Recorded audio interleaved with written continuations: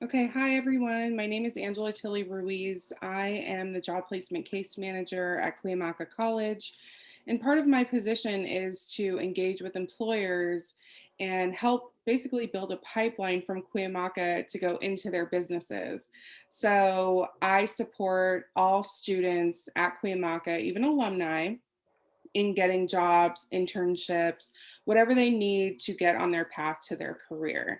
So, if you have any questions about what you need in preparation for a job, what kind of connections I have to businesses, I'm your person. So, you all have my information when you registered, but I'm also in the chat box going to put the Career Center email if you have any questions. So if everyone could make sure that they are muted if they're not speaking, and we are going to wait until the end to answer some questions. So we'll have a little mini Q&A. And what was the other thing? Yeah, just please be respectful to our presenters. They're here from the Department of Transportation. I'm so excited to have them here. And so I will just pass it along to them. Thank you all for being here. Oh, good morning, everyone. My name is Mark Sheehan. With me is Catherine Baculier. We are from the Department of Transportation. I am a licensed land surveyor. I'm the Surveys Coordination Chief for the Office of Land Surveys. I've been with the department for about 28 years. Catherine, do you want to quickly introduce yourself? Hi, my name is Catherine, and I am a recruiter for Caltrans. I've been here for a couple years, and I assist candidates looking for various positions and helping them through the whole entire process. Fantastic. So I was sent a list of questions, and I know we're up against a timeline, so I'm going to get right into it.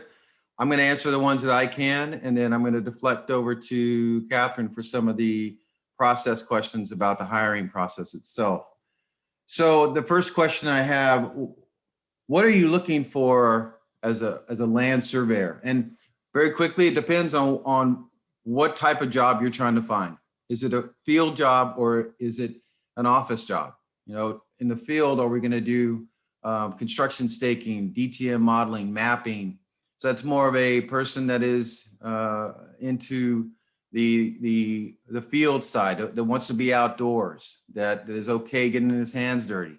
The office side is more the processing side, when we take the raw data, bring it back into the office and create those digital terrain models, or go out taking data from, say, a boundary analysis or a boundary or a section breakdown. We'll bring that data back in and have the guys in the office doing the boundary processing and locating our corners. So it all depends on what the job is advertised for as far as what we're looking for. Next question was the application process. Catherine, you take it away. Sure. So the application process is a three-step process. We work for the state of California, so pretty much it starts out with creating an account, taking an online assessment, and then applying for the job. So I will put in the chat. We have several openings throughout the state of California, so I'll put in those specific jobs as well as the link to the online assessment for you guys to look through.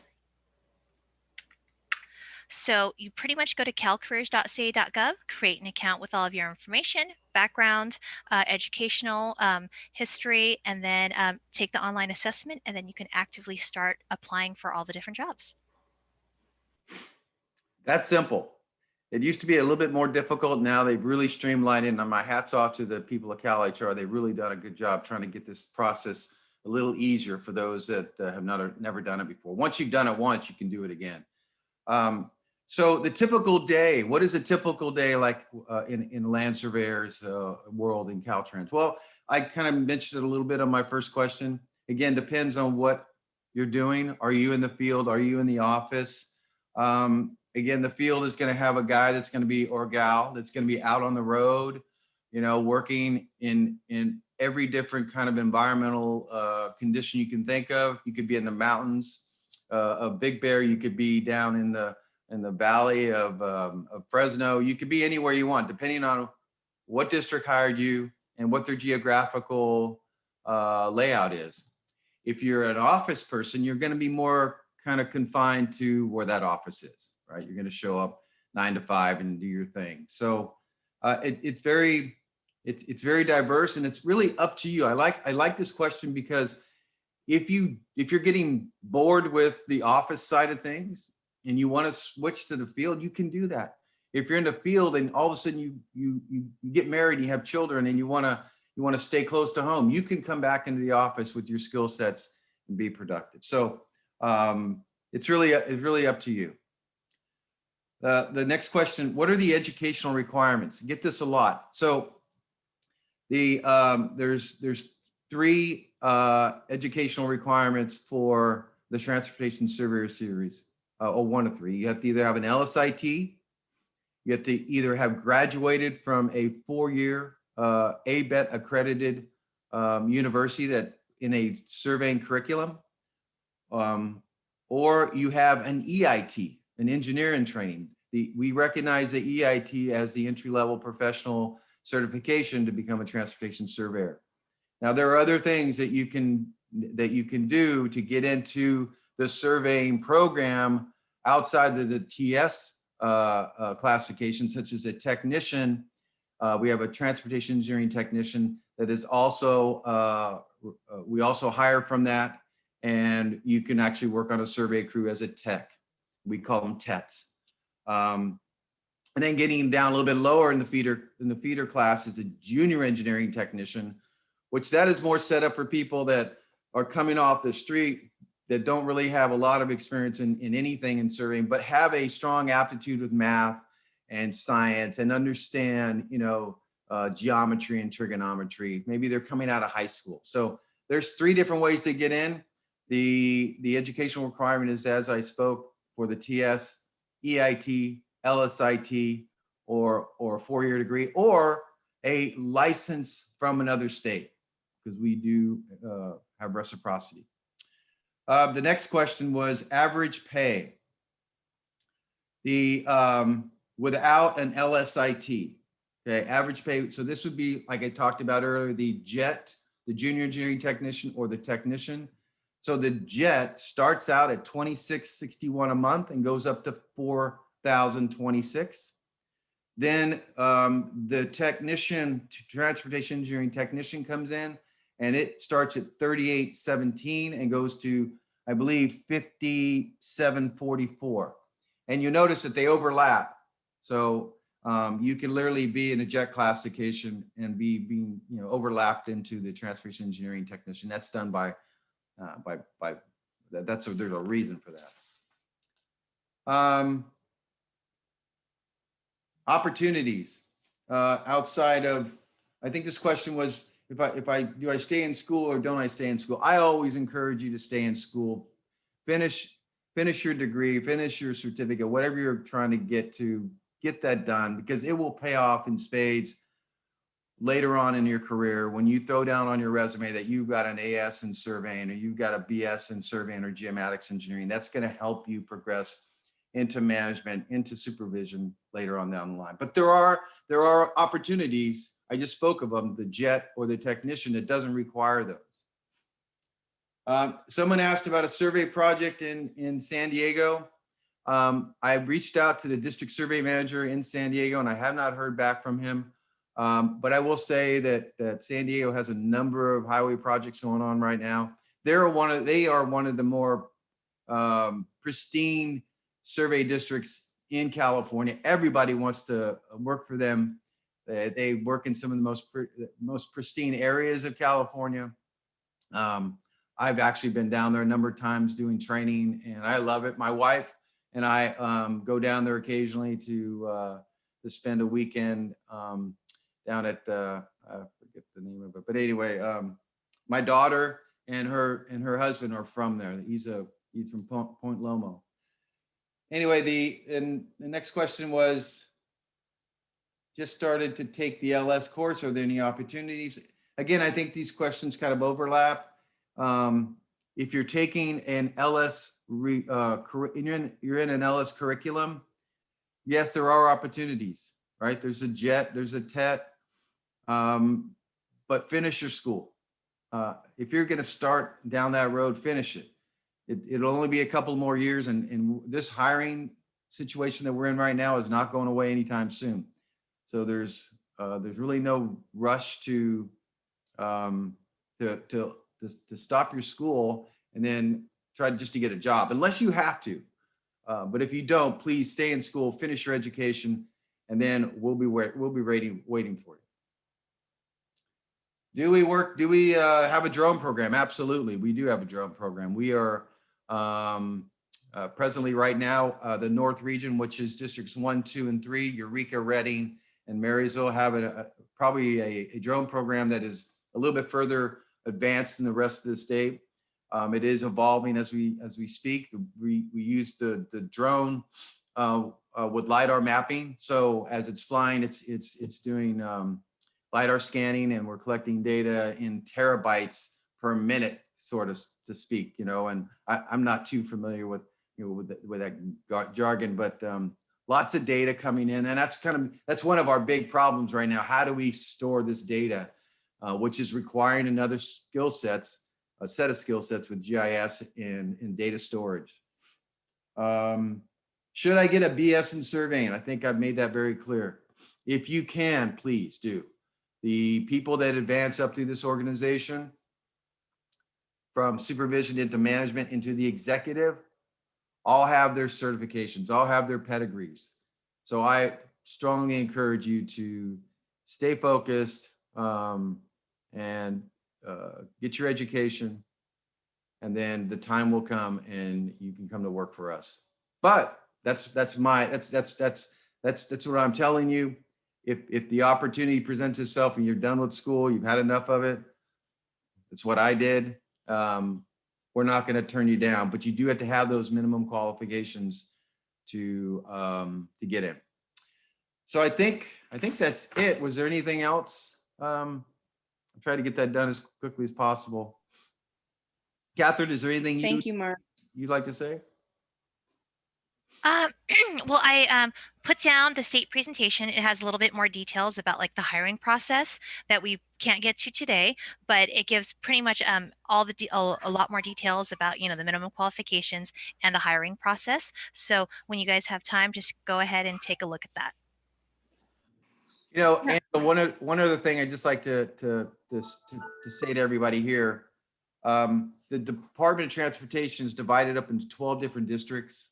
Like I said, 1, 2, and 3 is the North region, Eureka, Reading, Marysville. Then you have District 4, which is the Bay Area. Then you have District 10, which is Stockton. Then you have District 9, which is Bishop, and District 6, which is Fresno. 7, LA, 12, Orange County, 11 is San Diego, and District 8 is San Bernardino. So we hire off a statewide list. And say you get hired in San Diego, and now there's a job opportunity in Reading or Eureka or maybe in Bishop, and you want to make that change, you can do that. You have the opportunity to move anywhere you want within the state as long as you're in the door. You can also hire right off the statewide list to any one of those jobs too. So I always tell people when they hire on, and you just, if you're down in LA or down in San Diego and you just can't take it anymore and you want to move up to God's country up in Northern California, you can do that.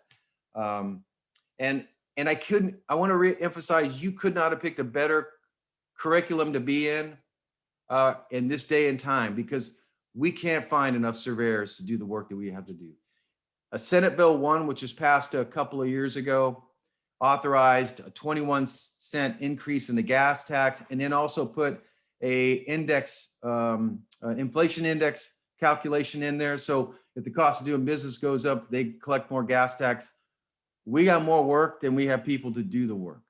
So it's caused a huge problem, because we now have to go back and say, we have this money, now we got to deliver it for the taxpayer, but we got no surveyors to do the work, because the surveyor, as you all know, is the beginning, the middle, and the end of every project that we do.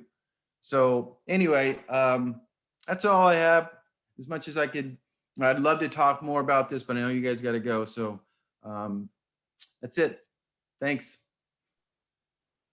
Thank you, Mark. Thank you, Catherine. If anyone has any last minute questions, please unmute yourself and go ahead and ask. We have time for maybe 1 or 2 questions. I just have a quick one. Sorry. I have a quick question. Is an LSIT and an EIT recognized by most states? You know, I'm not sure about other departments as far as their hiring, the minimum qualifications. The EIT is an NCEES requirement for all PE. So I think if you take the EIT in California and you want a license in Florida, yes, it works. And the same goes for if you do an EIT in Florida and you want to take your PE in California, yes. There are some differences with the LSIT because in Florida, you can have your LSIT and go to Florida and they say, no, you need a 4-year degree. So there are some differences, but for the most part, the EIT and the LSIT coming from other states is recognized by our board of registration. And you do have to get the California certificate from our board of registration to fit that MQ.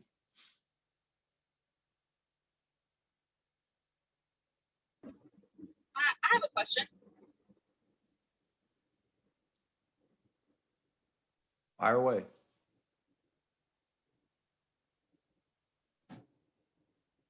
Go ahead, Bianca, you can ask your question. I was wondering, in San Diego, and actually quite a ways out of San Diego, there is no program for a 4-year degree for surveying. So like, how is that expected? Like, we're obviously at Cuyamaca because it's like one of the few schools that offers an associate's degree in surveying. And is there a way that Caltrans like maybe recognizes that and like maybe with some years of experience on top of that to like counter the 4-year degree? Great question. And I get that all the time. And you're exactly right. There's only 3 universities, 2 in California and 1 up in Klamath Falls, which is right on the border of California and Oregon, that offer a 4-year degree plan. Now, that's and I don't know how to change that. To get in as a transportation surveyor, you remember there's 3 different ways you get in: EIT, LSIT, or a 4-year degree. So the EIT, that's how I got in. I took and passed it.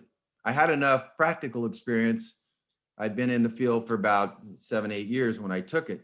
So that's your opportunity. Or you come in as a technician, right, with your 2-year associates, and you work your way into the program, and then just by osmosis, you're going to get the knowledge, skill, and ability to take that LSIT. I personally think the after you complete your 2-year program, I think you'll be ready to take the LSIT, given you put in the amount of requisite years of experience.